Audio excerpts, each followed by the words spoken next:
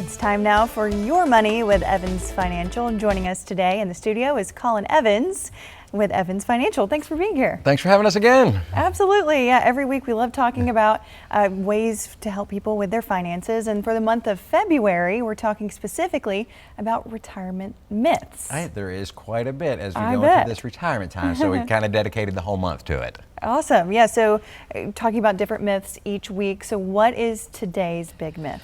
You know, and it's come to our attention that the rumor has been you will spend less in retirement, and that is not always the case. You know, as we walk into that retirement time, there's some reality of things that are occur, and the spending maintaining that we're doing now might not actually be the same when we go into that retirement time. You know, we kind of look at the way that we're budgeting and the way that you're living lifestyles and the things that you want to do in retirement. Some might kick back and they want to take it easy and say, I'll work my life and I don't want to do anything.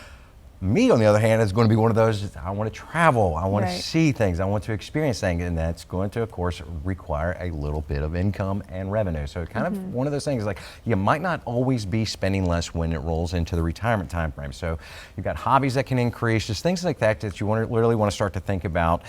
Healthcare, inflation, the other things that play in there. Yeah. It rolls into our second one. Healthcare costs can actually be underestimated. And thinking about that, a good rule of thumb we've been told as financial professionals is taking the last year's income and multiplying it times 3. So if you say you're making $50,000, multiplying it times 3, giving $150,000, that's an approximate number for you to gauge what the rest of your life is going to be spent in healthcare. Prescriptions, doctor visits, appointments, surgery over the next 20, 25, 30 years. But it's just something to kind of keep in mind when you're looking at it. It's okay, I got premiums coming in when we're applying for Medicare.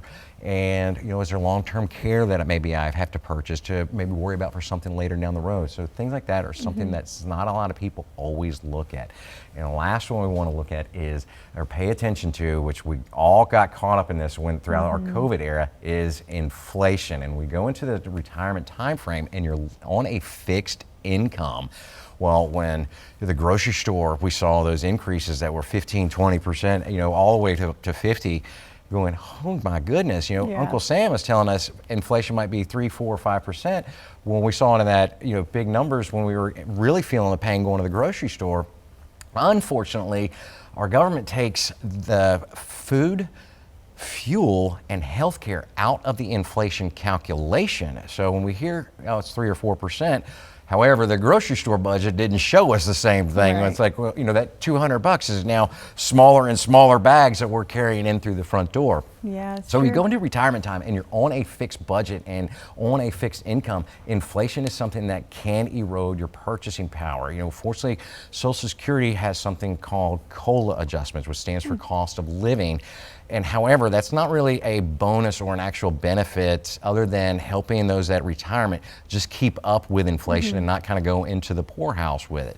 When you go into that retirement time, please make sure when you're visiting with a healthcare professional that you're looking at inflation, you're looking at healthcare, and a great thing of looking at the spending that you're going to have when you're going into retirement time.